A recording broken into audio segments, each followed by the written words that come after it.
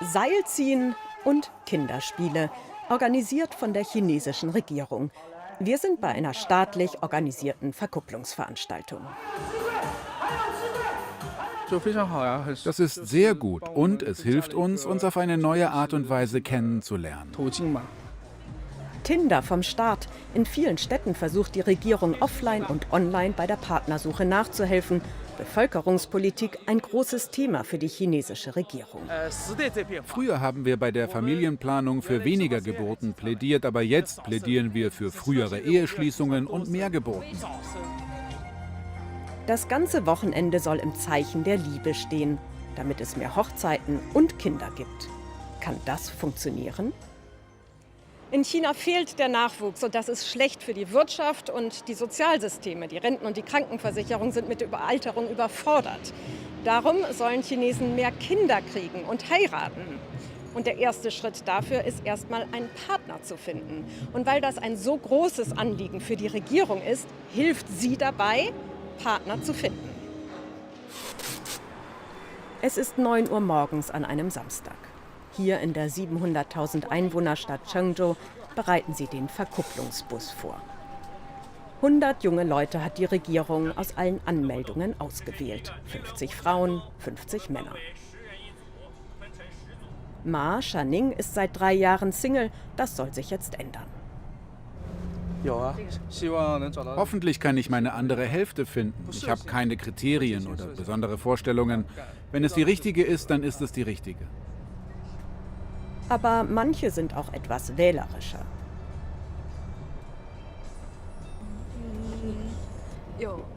Ich hoffe, dass es ein fleißiger Mensch ist, mit einer stabilen Persönlichkeit.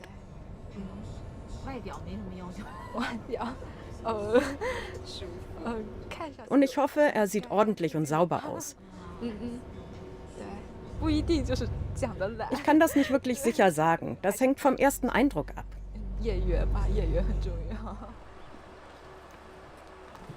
Die meisten hier sind um die 30 Jahre. In China ein sehr spätes Alter für die Heirat. Die Kindergeburtstagsspiele machen sie wieder jung. Für Ma Shaning sieht es vielversprechend aus. Viele sind sehr schön. Ich weiß noch nicht genau, ob ich jemanden speziell mag. Ich muss noch weiter checken. Gibt es auch eine Frau, die ihm schöne Augen macht? Oh, schwierige Frage. Schwer zu sagen. Und dann muss Ma wieder ran. Alle geben ihren vollen Einsatz für die Liebe.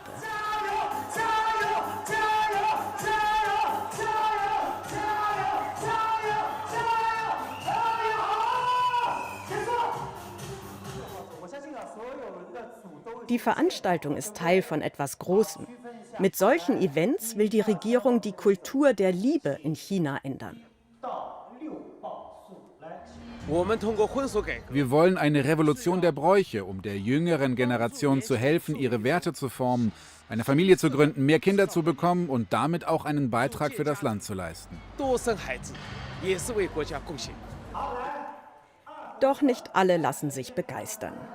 Ma bleibt nicht bis zum Ende. Er verschwindet nach diesem Teil des Programms klammheimlich. Für die anderen geht es erschöpft mit dem Bus zurück in die Stadt. Die Regierung hat hier für den Nachmittag eine Hochzeitsmesse vorbereitet. Ein Wochenende der Liebe, genauer der bescheidenen Liebe. Später mehr dazu. Wir konzentrieren uns darauf, die Belastung der einfachen Leute zu verringern, damit sie weniger Druck bei der Familiengründung verspüren. Sie sollen sich sinnvoller und glücklicher fühlen, wenn sie sich an solchen Aktivitäten beteiligen.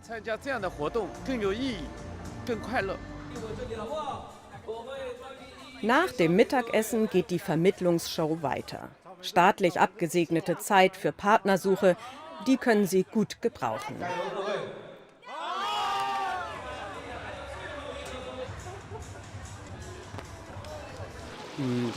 Normalerweise haben wir keine Zeit, uns mit anderen zu treffen. Wir jungen Erwachsenen haben großen Druck bei der Arbeit. Heute ist es schwieriger.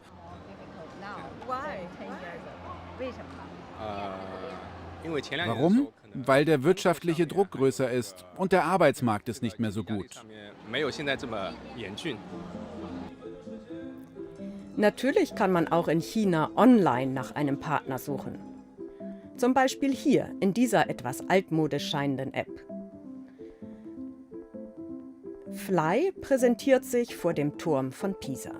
Das Besondere: Angaben, die er hier macht, sind verifiziert. Sogar der Familienstand und der Bildungsabschluss. Denn die Regierung betreibt diese Online-Partnersuche. Und bei der Regierung laufen alle Daten zusammen. In der gleichen App kann man auch Heizungskosten zahlen, die Patientenakte einsehen oder Steuern abführen. Im Fernsehen berichten sie darüber, dass die Alleskönner-Regierungs-App nun auch einsame Seelen vermittelt. Mehr als 383.000 junge Leute in der Provinz Zhejiang hätten sich schon angemeldet.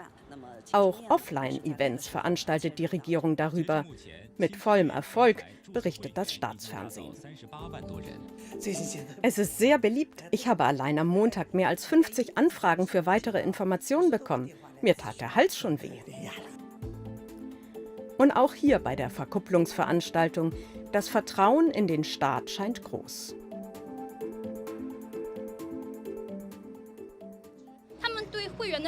Die Überprüfung der Mitglieder ist sehr streng. Es erfordert eine Authentifizierung mit echten Namen. In einer Dating-App dagegen weiß ich nicht, was für einen Hintergrund er hat. Ich vertraue eher Offline-Events. Von denen, die geblieben sind, hat nun fast jeder ein paar neue Kontakte. Ein Gruppenfoto noch, dann braucht die Regierung die Bühne. Bescheidene Liebe soll heute hier propagiert werden. Jetzt wird es konkret. Und zwar für sie, 9 junge Paare. Heute wollen sie sich vermählen. Und nicht irgendwie. Sie haben sich für die staatlich organisierte Hochzeitszeremonie entschieden. Für Fan fühlt es sich genau richtig an. Die Gruppenhochzeit ist sehr anders. Normalerweise sind die frisch Vermählten sehr damit beschäftigt, organisatorische Aufgaben zu erledigen. Aber bei einer Gruppenhochzeit habe ich das Gefühl, den gesamten Prozess zu genießen. Außerdem sind viele Gäste da. Aus 300 Bewerberpaaren sei sie ausgewählt worden, erzählt sie. Danach musste sie sich um nichts mehr kümmern. Zeremonie, Fotograf, Schminke, alles hat die Lokalregierung organisiert. Ich denke, der aufregendste Teil ist, wenn wir unsere Hände halten und die Zeremoniebühne betreten. Ich werde sehr aufgeregt sein, alle werden mich anschauen. Ich denke, das wird der Höhepunkt meines Lebens. Auf der Bühne zu stehen, wird so aufregend.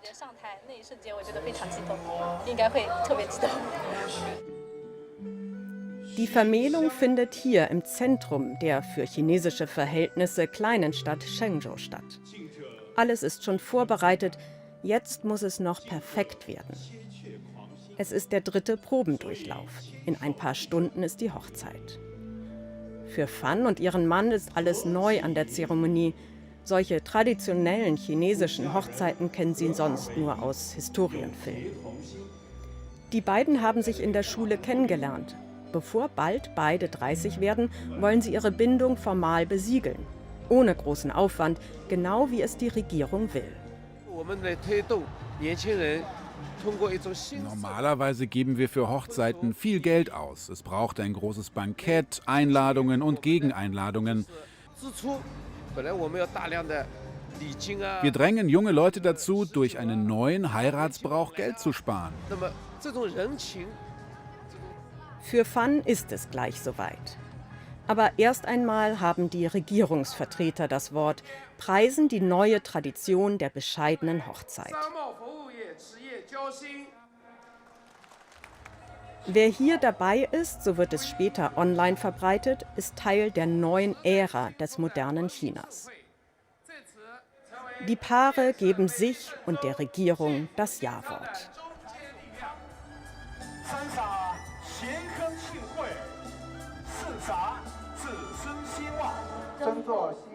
Wir bemühen uns, ein Verfechter der neuen Mode zu sein. Wir setzen uns für sinnvolle Hochzeiten ein, etwa kollektive Hochzeiten. Zum Schluss noch ein Hochzeitsfoto, natürlich mit den Regierungsvertretern. War das jetzt romantisch für die frisch Vermählten? Ja, es ist sehr festlich. Wir Chinesen mögen Rot. Wir mögen festliche Dinge und chinesisches Rot.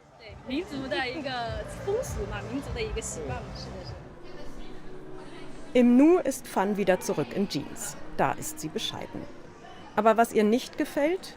Teil der Veranstaltung ist auch der Aufruf gegen eine hohe Brautausstattung für die Frau. Also ich will schon einen Brautpreis haben. Warum sollte das zu meinen Lasten gehen? Die Frauen zahlen den eigentlichen Preis, schließlich gebären sie.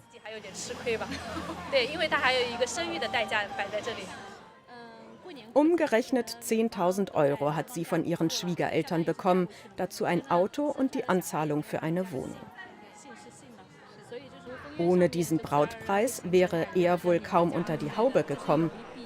Er weiß, wie aufopfernd das für seine Eltern war.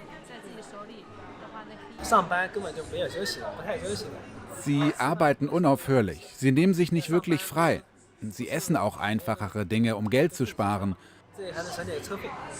Sie fahren immer mit dem Fahrrad. Sie brauchen mehr als eine halbe Stunde, um vom Dorf zur Arbeit in Chongzhou zu fahren. Jeden Tag.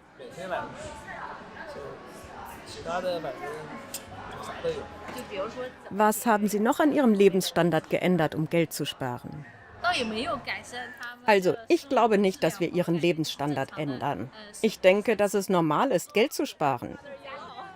Der sonst sehr schweigsame Tong will das nicht stehen lassen. Sie haben uns in allem die höchste Priorität eingeräumt.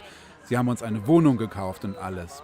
Sie leben selbst in einer alten Wohnung. Sie hätten das Geld verwenden können, um die alte Wohnung zu renovieren. Aber ihr ganzes Geld diente dazu, uns eine neue Wohnung zu kaufen, damit wir heiraten konnten. 10.000 Euro, ein Auto und die Anzahlung für eine Wohnung. In China ist das ein geringer Brautpreis. Darum darf Fan heute bei der staatlich organisierten Hochzeitszeremonie dabei sein. Und sie plant Nachwuchs. Und darum geht es der Regierung eigentlich, wenn sie heute von Liebe spricht. Der Brautpreis ist für die Familie von jungen Männern eine große Hürde. Aber die Reaktion von Fan, der jungen Braut, hat gezeigt, warum sollte sie auf einen fetten Scheck und die Anzahlung für eine Wohnung verzichten? Für die Regierung wird es ein harter Brocken sein, diese Tradition zu verändern.